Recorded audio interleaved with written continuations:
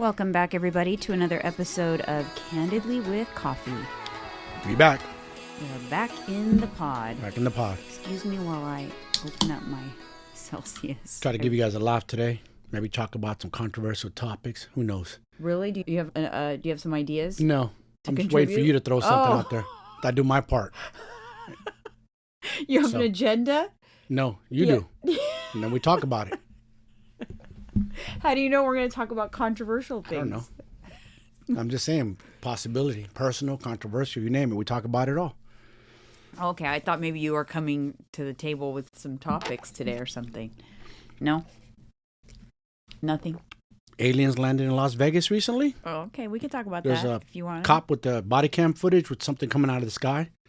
And there's video now that came out of these guys recording these aliens. I call bullshit. Oh, it's all I have to show you the video. I hate when people ruin things and they play games, okay? I want to know the real stuff, not scam shit. And the phone call, I'm going to tell you something. Maybe because of my personality and I get excited. But if I see something that's non-human, non-animal, non-human of this earth, and I'm on the phone, you better believe I'm going to be turned up like, what the Oh, yeah, these, what the hell are these 8-foot tall things? I'm going to be a little bit turned up. And most people will. These guys are calm. Oh, yeah, this is 8-foot beings. Okay. It's just weird. All right. Moving on from the alien. Yeah. That's the only thing there's a lot of stuff out there, but I found that one funny. I have been bit by the declutter bug lately. Declutter? Yeah, I'm in this mode where I just want to get rid of everything. Yeah. Feels good sometimes. I think it's because I'm searching for dopamine because to help my mood. Yeah. So I keep thinking, what can I organize next? I've organized and thrown out a lot of things and I'm itching to do more. And that's good because I'm getting dopamine from that instead of wanting food. Yeah. For dopamine. Yeah, sometimes I will go towards food for dopamine and things like that. You're right. Subconsciously. Yeah.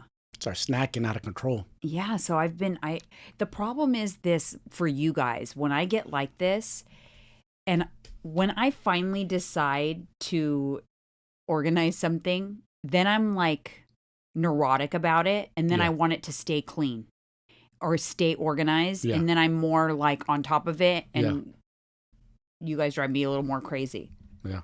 Do you know what I mean? If I organize a kitchen cabinet, then I'm going to be anal about where you guys put stuff away or whatever because I just organized the damn kitchen cabinet. Yeah. So sometimes I avoid doing that because I know then I have the tendency to just want it to stay perfect. Got to communicate. Let everybody know how you want your things to stay perfect. That's all I can tell you. But do you know what I mean? Because I want it to stay that way. If it's just me and you living here, everything will be perfect. We're supposed to be. But there's 3 other adults in this house, so it's a little... Yeah, so it gets tricky. So sometimes I try to avoid certain things, but they bother me, like the guest bathroom or the bathroom that everyone uses except for us. But because it's the guest bathroom, I care about what that bathroom looks like. But of course, inside the cabinets, the guests aren't going to go in the cabinets, no. Right?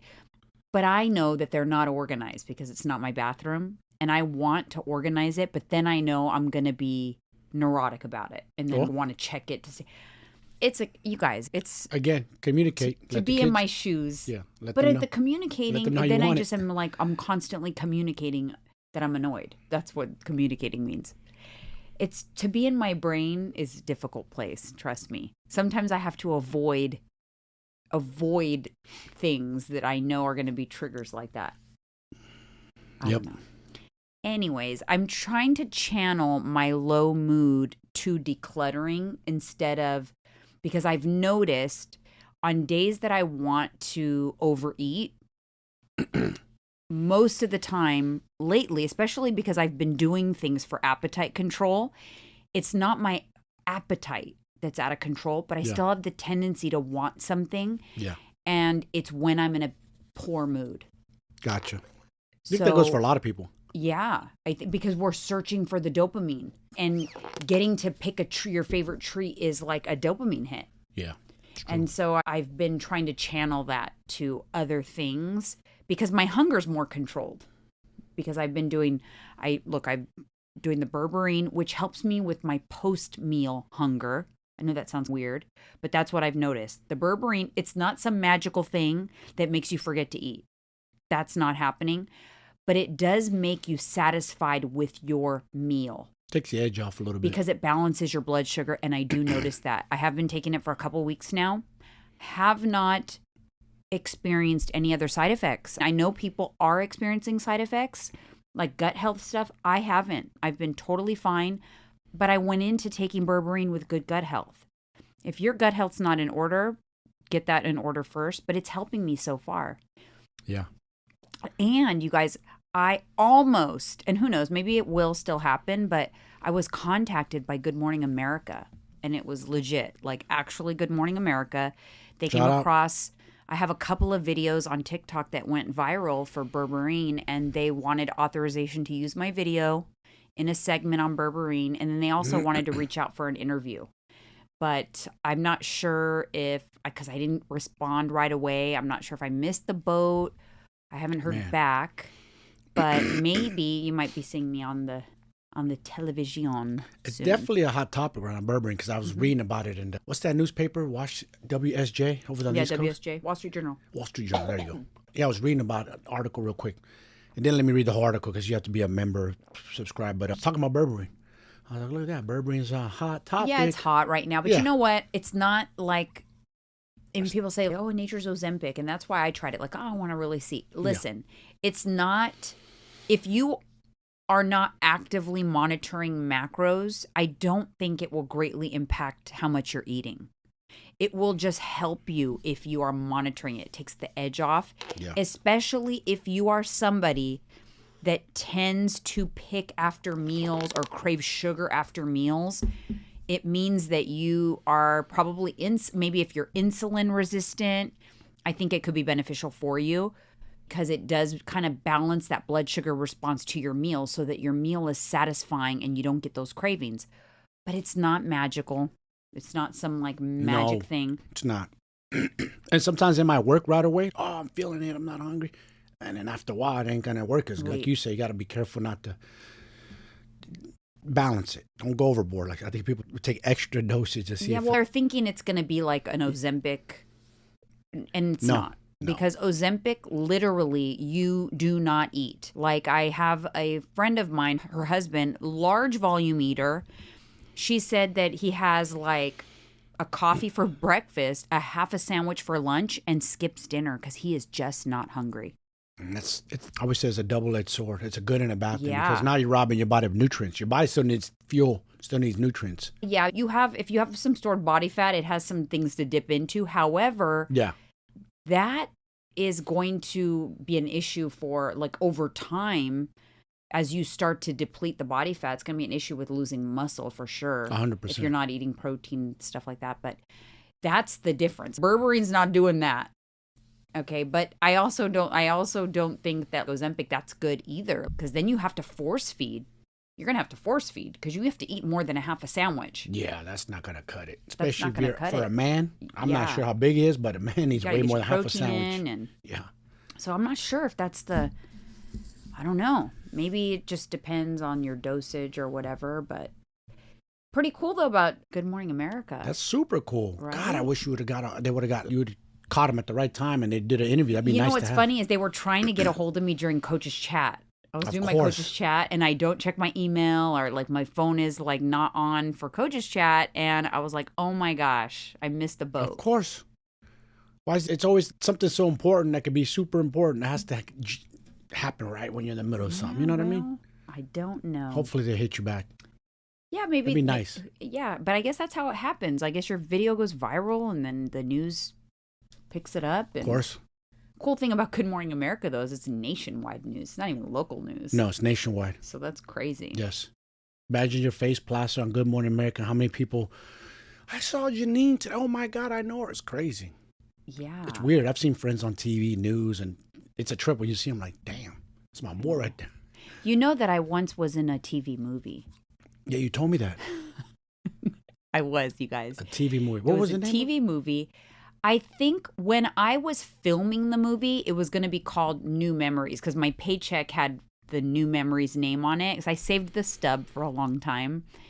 I remember I got paid enough to buy myself a season pass to Great America. That's what I treated myself to. I was a teenager, and that was a big deal to get a season pass to an amusement park back then. It was expensive. Okay, my parents didn't have a ton of money. Yeah, of course. That was a big deal. It took 12 hours of filming, and I think the movie ended up being called A Stranger Among Us, and it was like one of those TV movies about a true story, and Terry Garr was in it, Neil Patrick Harris, so we were his friends, like his rebel friends that he ran away from home. He had amnesia, ran away from home, and I was one of the rebel friends that we hung out on the boardwalk all day or whatever. We're going to have to go to YouTube, try to find that movie. I know, I wanna wonder. see you in it. I had the DVD weird. for a long time. I found it on DVD at one point, and I had the DVD. I have one line in it. I had more than one line, but those ended up on the cutting room what's floor. crazy is if somebody, for whatever reason, would have been like, I could do something with that one. Your life could be in a different place. Yeah, but I didn't have no acting chops, in my opinion. And I remember that we had to do hair and makeup and wardrobe. And I remember that the makeup lady, because they retouch your makeup throughout the day, and she would walk around with her little makeup kit and she would say, "Where's the girl with no lips?" That was me. I was like, wow, give a teenager a complex about her lips at 15. Right? Yeah, I was the girl with no lips. And I got made fun of my lips growing up. For being big? Yeah. Oh my gosh. I was young. Anyway, so that's my claim to fame. But maybe, who knows, maybe I'll end up on Good Morning America one of these days. You guys can say, hey, I know her. Yes, that'd be dope. Hey, that's my coach. Hey, that's Jeanine. Hey, it was a clip from Candidly with Coffee that they were wanting to use. Well, I recorded this morning. Oh, you recorded it? Yeah. Oh, yeah, I don't know. Just We'll in see. case. We'll see, because maybe... It could not be for today. I don't think things happen that fast. It said for tomorrow, a segment tomorrow. Why would they do so last minute, though, like know. that? That's dumb. Like, why would you have your... My first instinct was that it was a scam, too. But I'm like, yeah, no, it's not. This number traces back. This email address is legit. This person is on LinkedIn. Like, it was all 100%. All the things checked out. It was an abc.com email address. Damn. So I was like, holy crap. Anyways. You're close. I think that on the conversation of like berberine and Ozempic and all that stuff, and trying to figure out what's going to work for you, I think that you really need to stop and think about, what is it that causes you to F up? For one, if you're not getting results, it's not because of your movement or exercise usually. That's just not it. It's your nutrition. So what causes you to mess up? Tell me you. Like, when you go overboard, what's the cause? Is it truly because you are hungry, or is it because of craving, or is it because lack of sleep, stress? What is, for the majority of say you're off for a month or you're off for a couple of weeks, what is the leading cause for you? It could be a lot of things. It could be stress. For the most part, for you. Like overeating, you're saying? Yeah, when you're off track and you know you're overeating, you go into a period of overeating. What is it? That's a good question. I got to pay attention to that. I would say a lot of it's laziness, purely laziness. Don't want to cook in the kitchen. So you want you make it, somebody might be in the kitchen. I'm not in the mood. So what do? You eat out. Yeah. And another thing is what I talked to you about yesterday, always being prepared. Something in the fridge. Be prepared. If you're not prepared, forget about it. Unless you're super disciplined, you're going to eat out. That's just the way it goes. That's actually a really good tip. And this is why I tell my clients, always have like your go-to freezer things. Yes, something quick. That you keep in the freezer that you can turn to during those times. And another thing that I do, for a while I was getting those egg burritos. Yeah. Remember? So instead of me eating a real burrito, which is twice the amount of calories, I would eat an egg burrito. And that would satisfy the itch. Yeah. So you had like your thing, your go-to that's pre-made. Yes. That you reach for. Sometimes that's good to have too, you guys, just so you don't fall off, because it's easy to go that route. And then you have the back. That's a good one. I think that's common when you're not prepared. You didn't meal prep that week. So shoot, I didn't have a time to meal prep. Now the whole week is shot. Shouldn't be, because you should have those fallback things that are like your go-tos. And also you can go like to, depending where you live, like we have a Mexican market here or Spanish market, Latino market, call what you want. They have prepaid packages now with rice, beans, even meat. So a lot of grocery stores have that. So you can prep your own stuff. They sell it already, ready to go. You put your own meal. You know what together. you can do also is like if you have a Chipotle it's like a really good meal prep. If you do cater Chipotle for the week, that's right. Even for your household, think about it. Get a protein, get rice, get veggies. Yes. And you can build your own meals all week long. And you can weigh it out yourself and know exactly what you're putting in. Exactly. So you get all their ingredients. You are using your food scale and measure it out. So that's good in a pinch too. Yeah. But I think it's really important to have your go-tos, not only in the freezer, the fridge, for those weeks that you don't meal prep, but have your go-tos of all the places around your house or your work that you can order from, that the macros for. Yeah. That in a pinch that you can lean on, like for my Starbucks reduced fat turkey bacon sandwich. Yeah. If I'm out and about, I didn't have breakfast, that's like a go-to for me. Yeah. And then I have certain meals of restaurants around here saved in my app, my own personal fitness app. I have them saved in there with exactly how to order the meal. And I have already figured out what the macros are for that meal. So in a pinch, when I didn't meal prep or I'm tired or whatever, I'm like, you know what? I'm just going to go to Taco Bell. Am I going to go crazy at Taco Bell? No, because I already know what I order every time I go to Taco Bell, where I already have the macros figured out and it's macro friendly. I'll do the chicken power bowl, half rice, double protein. Yep. And then I just log it in. That's it. So rather than fall off track, that's like your backup plan. Have plan B and C. Have plan B, C, and D. I'll admit on here on this podcast, I'm sure people know this. I've talked about this. I smoke weed. So that's another battle I deal with because the food demons come into my mind at night. And yes, there's times where I just say fuck it and go all out, start snacking. And now lately it's no, because those are wasted calories. So everything I've been eating lately, it has to have a purpose, like protein. I'm always looking something with protein at every meal now. Yeah. Instead of just blindly throwing ice cream or it's in my mouth or whatever the case may be. Yeah. Things that don't have protein that are waste. And that'll stop you in your tracks too, because if you're having that craving and then you eat something with protein, you won't have the after effect of it. Because if you have the craving, you're like, you know what, I'm just going to go ahead and go for an ice cream. You're going to be more hungry after you ate that ice cream than before you ate the ice cream. You're going to want more. Yeah. 100%. Because that's a blood sugar response. Yes. So that is good also. But I think it's really important to figure it out. Now, for me, I've stopped and done this for myself as well. I've done some self-reflection.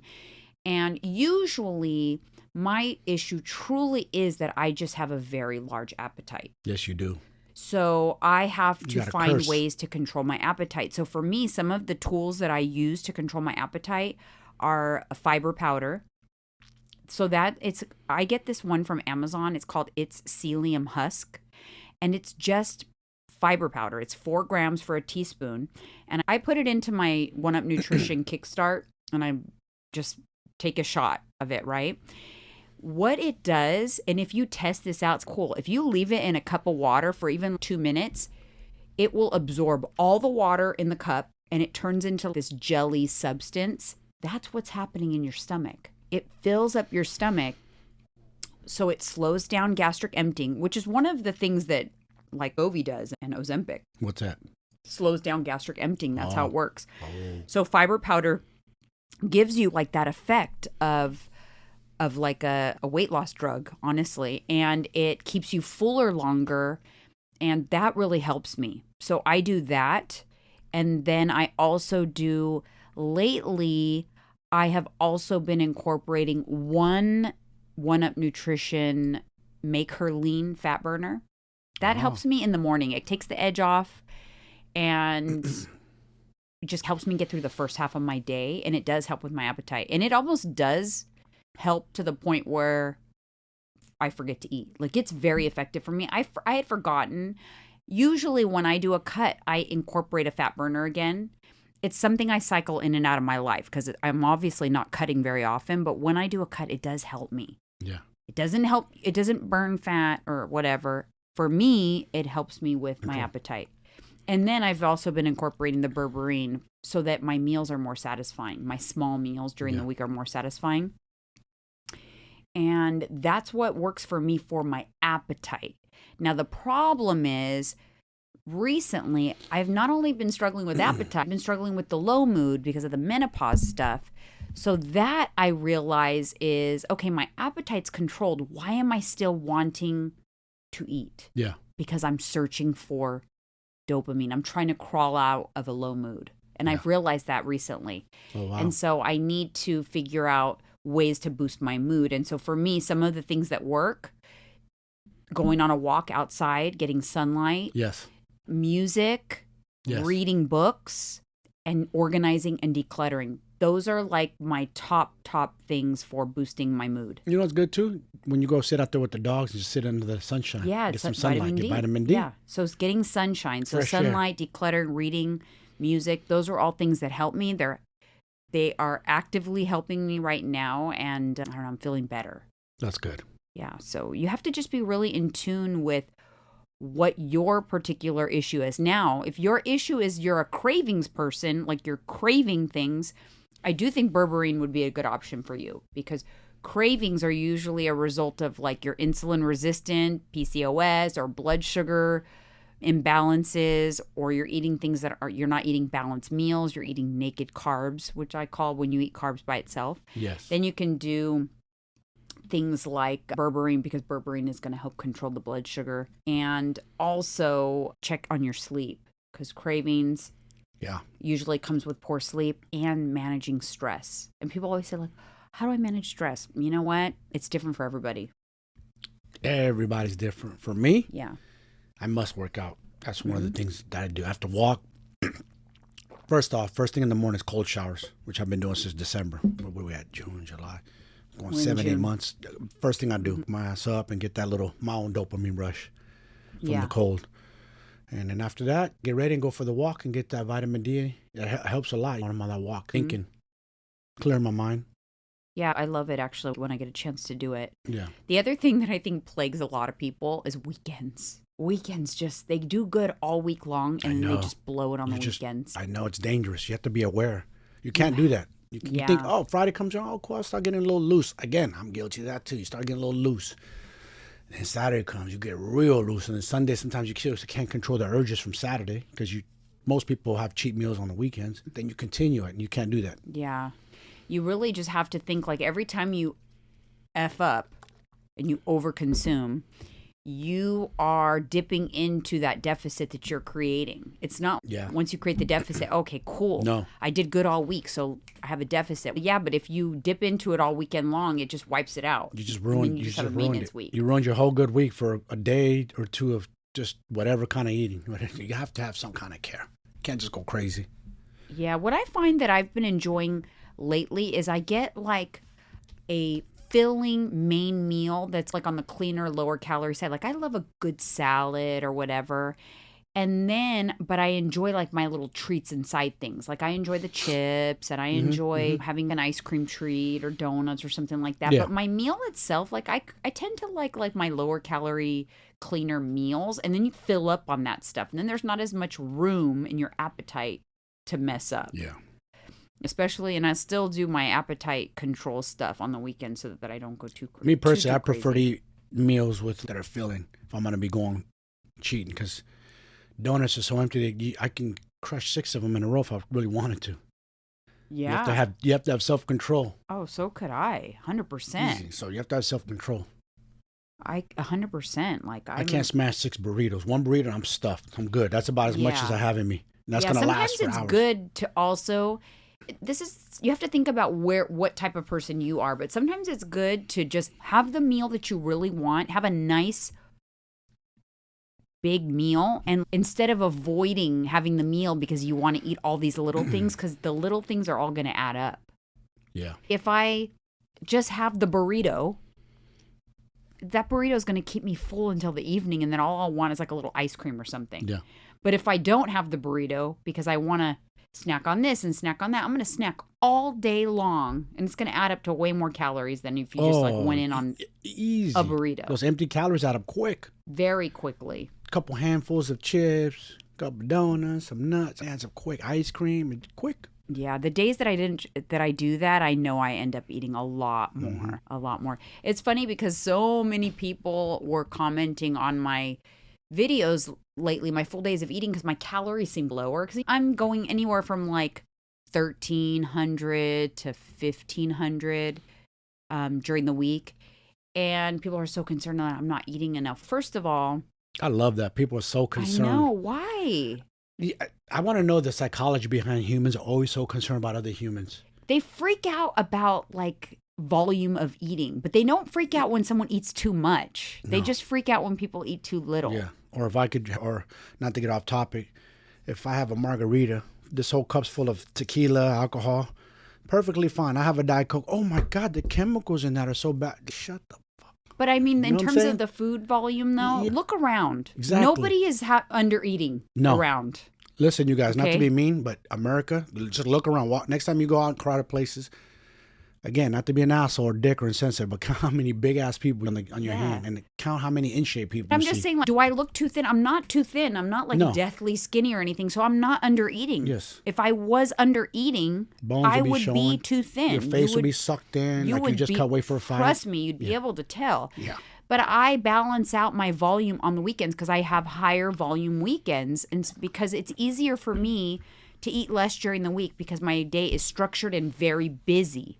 When I'm busy, it's easier for me to eat less. When I'm not as busy and I'm relaxing on the weekend, chilling on the couch or whatever, I'm bored and I want to eat more, I like to have more room to play with on the weekends. I'd rather do that.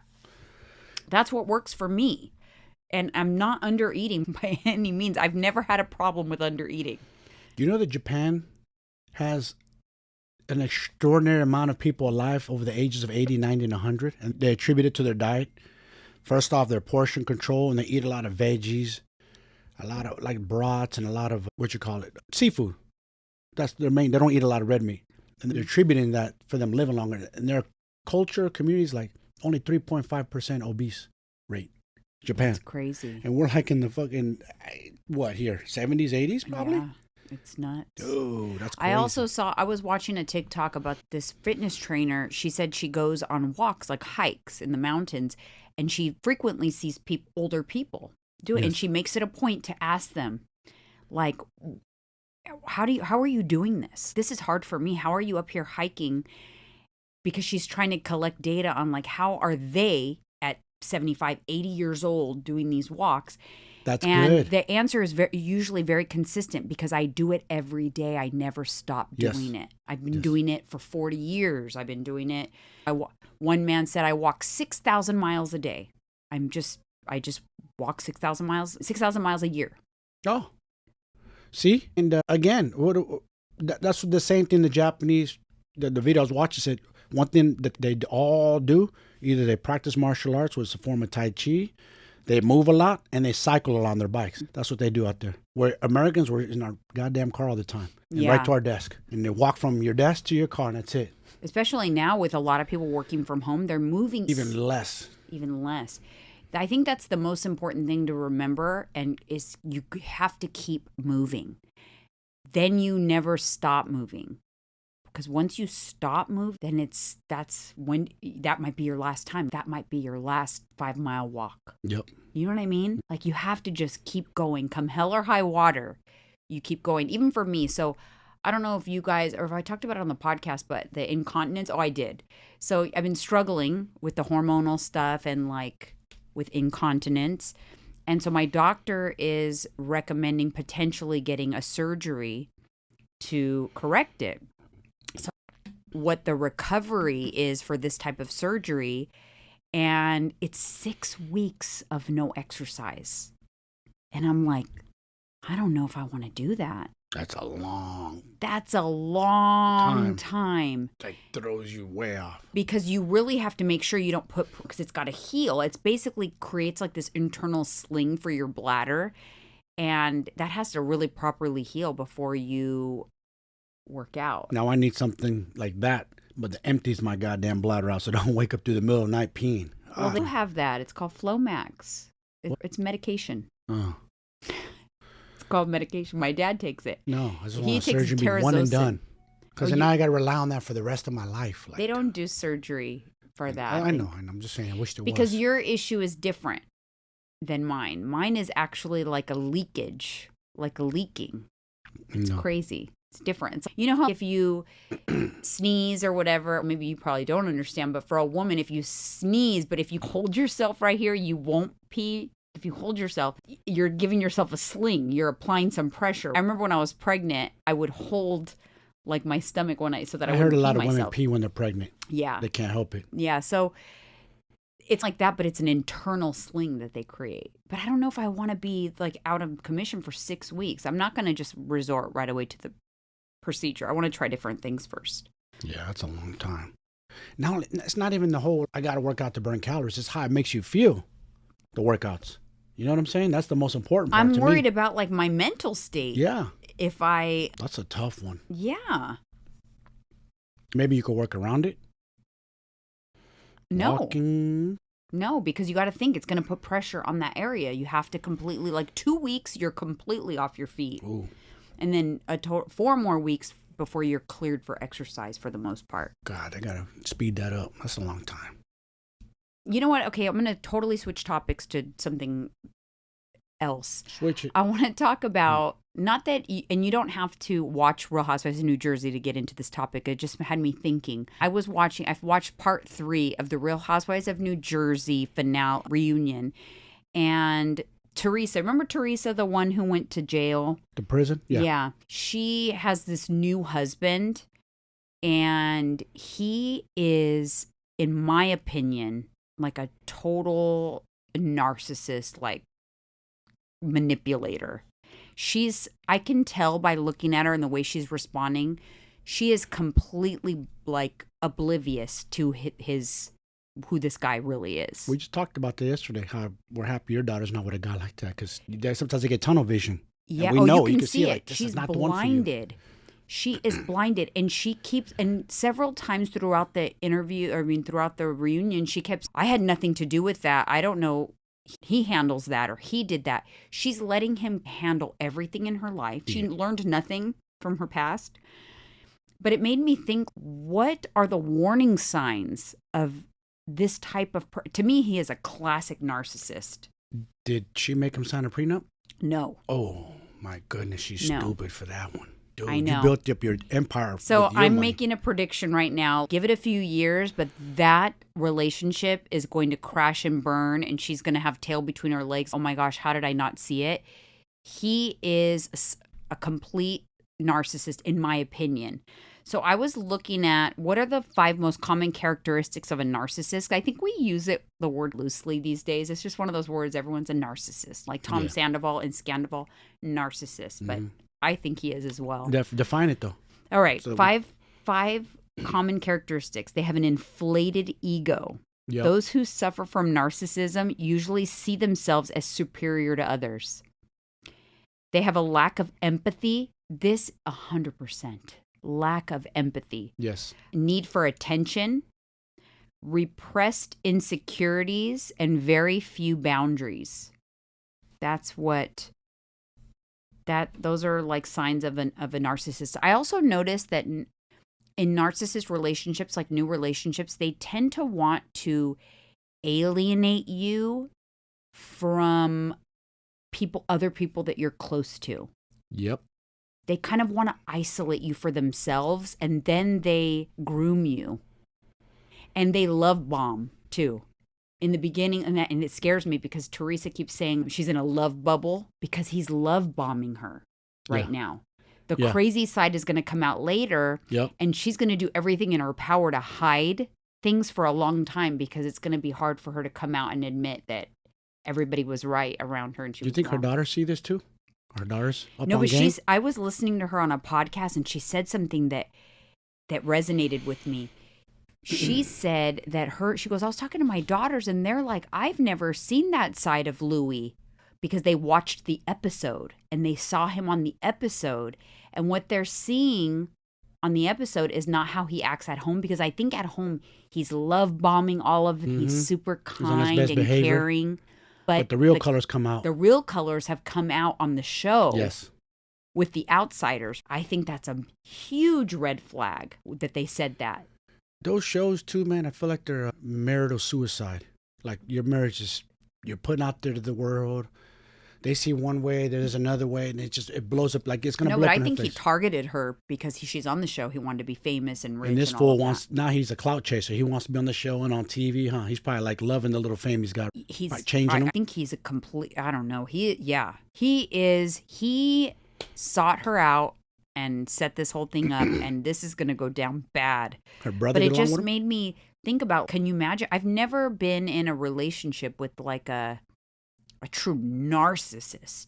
That's Well, thank you. a Oh yeah, you asked me recently. You're like, "Am I a narcissist?" Absolutely not. You are not you. even close. You have ADHD. Yes.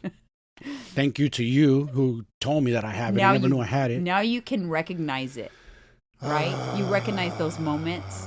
I didn't ask for this. I can tell. Like you just. I have you a hard can't time sitting still focus. sometimes. Yeah. I do. You can't. You sent me a funny video that was exactly you. It was like a girl who says, Leave the "This is-" house and come back 3 times. Yeah. I forgot this. I forgot that. Yeah. She goes, "This is what ADHD looks like." You did that yesterday, though. You left the house twice. I counted. I go, Oh, I know. I was counting. Because sometimes I have a million things on my I mind, know. and So me too. I just No. know what it means. No, I know what it is with me. My sister described it best because my nephew has it. You're done, but the person's still talking, but you're done with the conversation. You're Yeah. ready to go. yeah. I know I have that. Again, I didn't ask for this, you guys. I inherited this. I don't like Sometimes it. you ask me a question and you don't even stick around long enough to get the answer.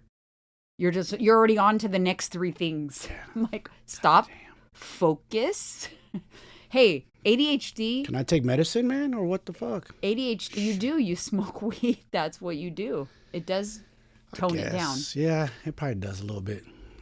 It does tone it down. I feel like it does for people that are like that. It brings you down.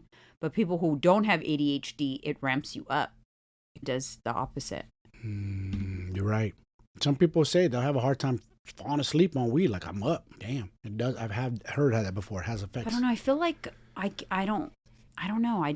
Even alcohol lately, I've been like, I don't know. I just don't like anything that alters my normal. You know what it is?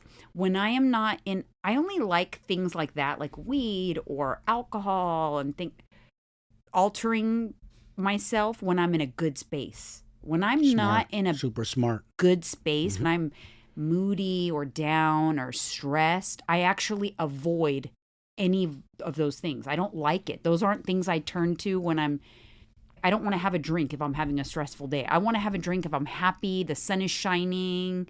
We're both the same way. We've never drank our emotions. Like, No, I've been thank down God. and out and depressed. I've had my moments.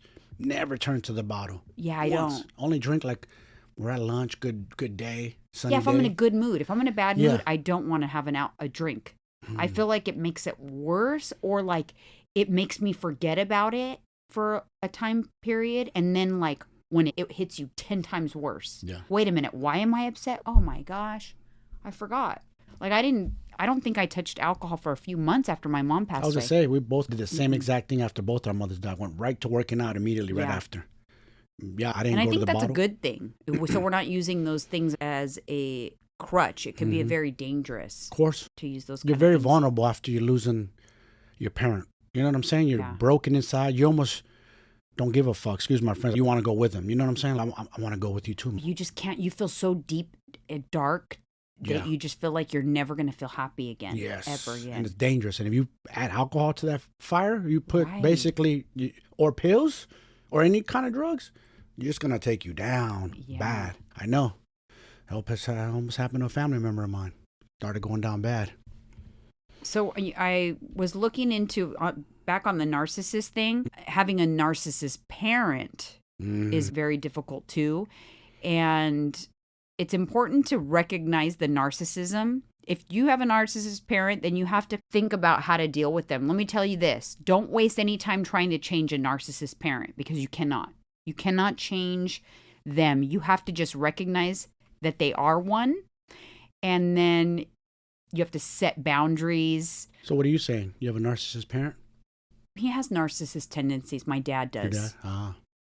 My dad has, in some ways, though, because when I was looking into this, I realized that he was more of he has narcissist tendencies, but not more so as he's been older, not when we were kids. I don't feel like I was the child of a narcissist parent as a child, because he was very doting on us and did everything for us and for our happiness. And if narcissist parents usually do that, they do those things to give themselves a pat on the back. I see.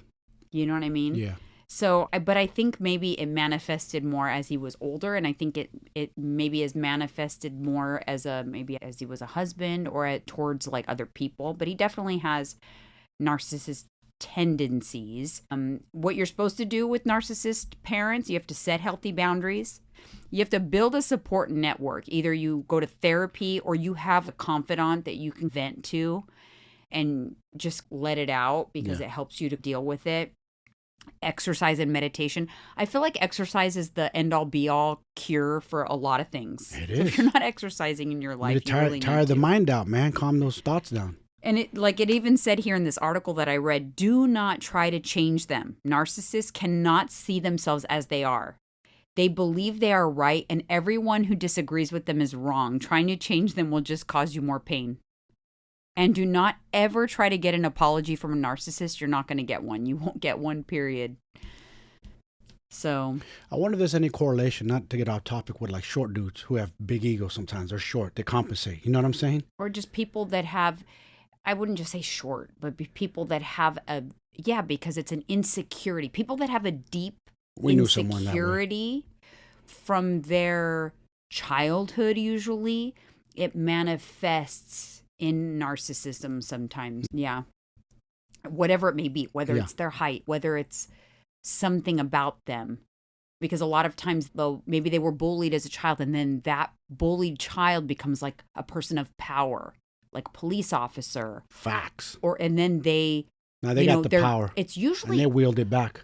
a lot of this type of stuff, You're you right. guys, it deals with, it's child trauma. Always goes back to child trauma. Yeah, child And trauma. it's sad because when you're an adult, all that shit's supposed to be gone already. Like, all right, it happened. But sometimes it comes back and it gets you in ways you don't realize it. Trauma, just push it out. You can't sometimes. It comes back to haunt you. It's weird. Yeah, it's so weird. And then you think like you want to have kids that don't have child trauma. Oh my gosh.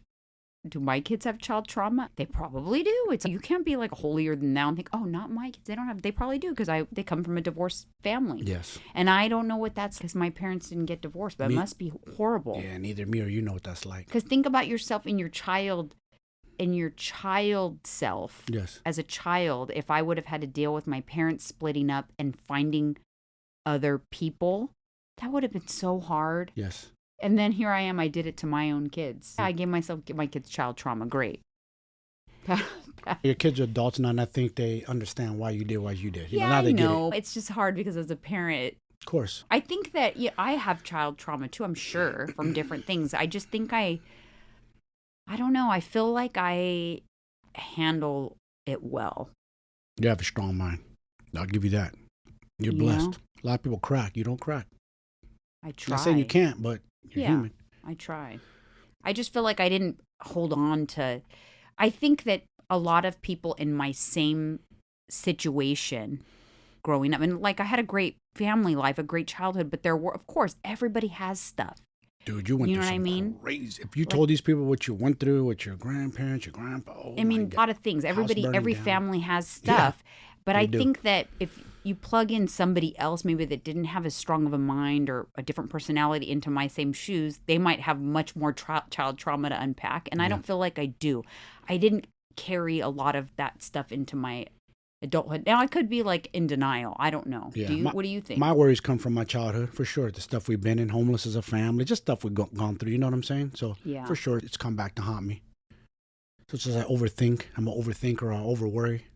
Don't have to worry about things that aren't happening. It's so Yeah. stupid sometimes. Yeah, stop. Why am I worried about this? Hasn't even happened yet. But I think that for you, for a long time, like I would say the first half of the time we were together, you were in denial about all of that stuff. You were like, you would have never said, I have anxiety or I have depression sometimes, or I have trauma from my childhood. You'd be like, fuck that. I don't trip. You had this like ego thing. But I think that once you let that go, you've actually processed a lot of it, and it's was a release. You're not so pent up. You know what I mean? It's denial.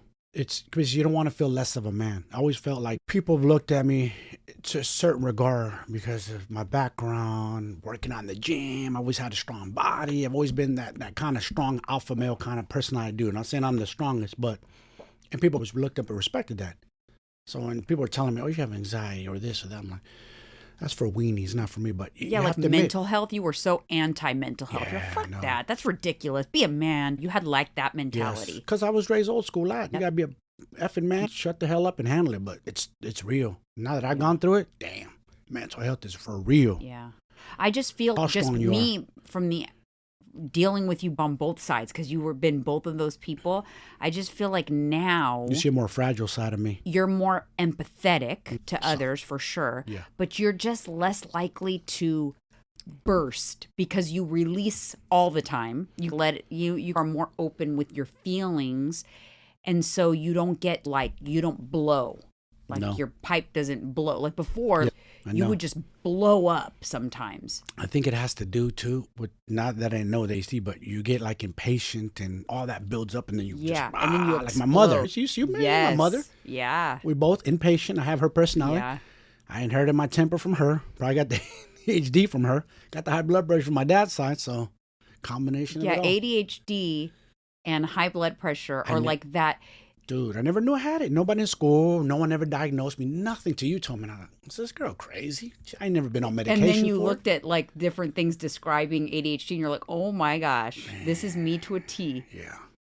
Yeah. And I'll say her name. I think it's called Coaching by Alana. I need to follow her page because everything she talks about ADHD, I'm like, yep, I got that. Yep, I do that. Damn. You don't want to admit it. You almost don't want to admit it. I almost don't want to admit it.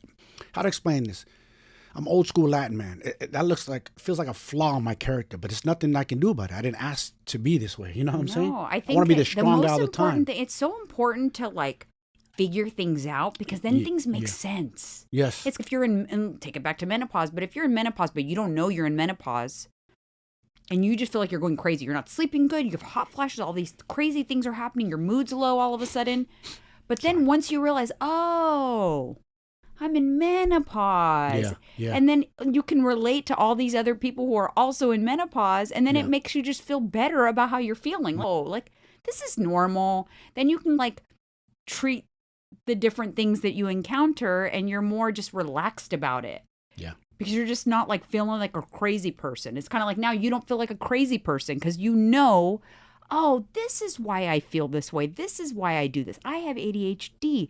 This is a symptom of that. This makes sense. It just puts the puzzle pieces together. So what makes you think it's not AD and ADHD? Aren't they similar or what? I'm just curious. They're similar. There's attention deficit disorder and attention deficit hyperactivity disorder.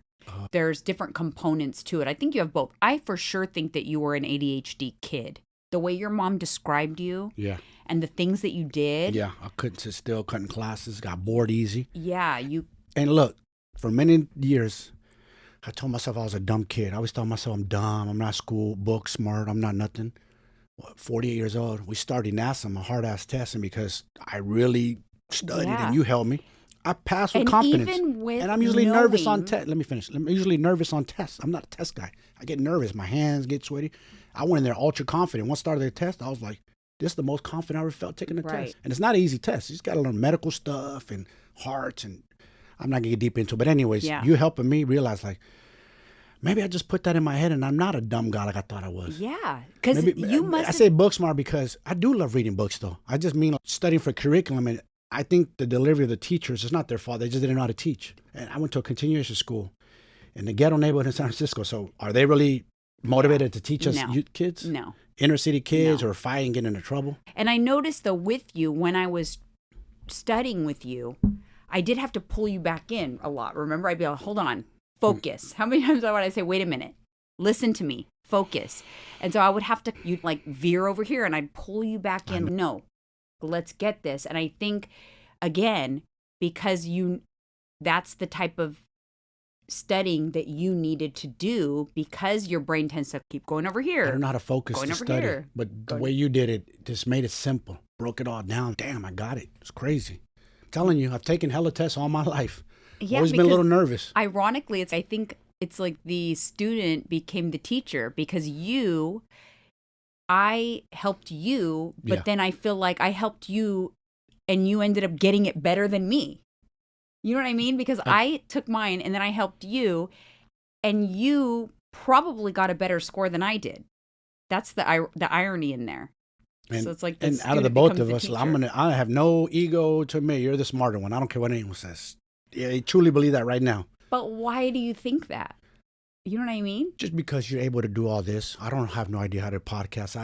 Can I use a laptop to search up addresses, email addresses, but and Google? But I think that, again, what I notice with you is you just, because your attention goes off. If I stop you, if you're like, I don't know, you just get flustered and you just like want to walk away. And I'm like, no, stop. Let me show you. You got this. It's the same way when I taught you how to do Instagram. Remember, first you were like, oh, I can't do this. And then you became like a pro at Instagram. Yeah, you're right. Damn it, you're right. All it takes. Maybe I could do this if you taught me. To me, it looks complicated. No, I don't know what you're doing with the laptop. It's because you have to. What I noticed with you is you have to decide that you want to know how to do it. Once you decide that you want to know, you're 100% capable. I'm going to have to learn how to upload videos to YouTube. You are smart, but your ADD gets you to not focus long enough to learn something sometimes. So it has to be something you really want to learn how to do. And that's why I love boxing and Muay Thai. You have to focus. I have done it. Coach will be calling some combos and I'll go throw extra stuff that wasn't in the combo. I have done that in the past. I am guilty of that. Now think about it.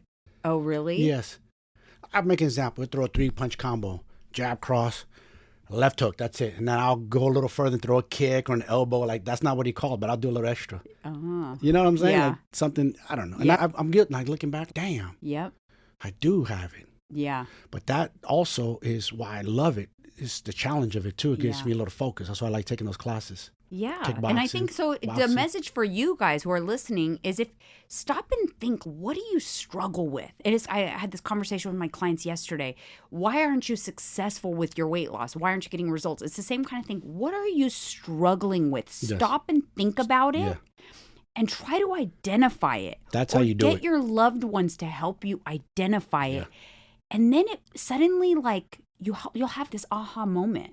Yes. And then it helps you to move forward or deal with it or learn despite what you struggle with or get around it or still be successful. I think we just go through life. We don't stop and think, wait a minute, why am I struggling? Yeah. What is it? Even me with the low mood. Okay, I'm fine. I'm in menopause and low mood. I don't want to sound like everybody else who just wants to say, well, it's menopause. I'm like, no, okay. Yes. It's a low mood due to menopause. That's fine. But what can I do to get myself out of the low mood? Just because I'm in one because of menopause doesn't mean I have to stay there. I have to identify the problem and then I have to find solutions. And I think that's applies to anything. Yeah. But for you, it's really helped. Yeah. Hopefully it helps one of you guys out there. I know. Thank you guys so much for tuning in. Make sure you head over to Apple Podcasts, leave us a 5-star review. Comment on YouTube. I love it when you guys interact with us on the YouTube video. And shoot her some questions. If you have any questions that you want us to talk about on here, just send it to her. And make sure you like this video, subscribe to the channel, subscribe to the podcast. And for your friends and family, recommend them to us, please. And we'll see you guys on the next one. See ya.